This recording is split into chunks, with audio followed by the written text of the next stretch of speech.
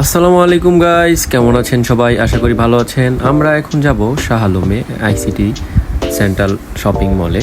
তো যাচ্ছিলাম রাত্রের বেলায়, বিলবোর্ড দেখতে দেখতে চলে আসলাম আমরা সেন্ট্রাল আইসিটিতে। রাস্তার ডেকোরেশন ছিল অনেক ভালো, আর অনেক সুন্দর পরিবেশ ছিল ওই সময়। রাস্তাঘাট ফাঁকা ছিল, জ্যাম ছিল না কোনো। আর আমার বন্ধু সালাম আর রিফাত আমার সাথে ছিল।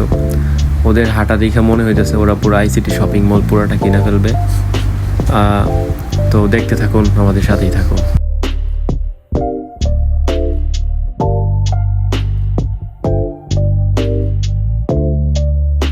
তো আমরা একটা এইচএলের শোরুমে ঢুকছিলাম।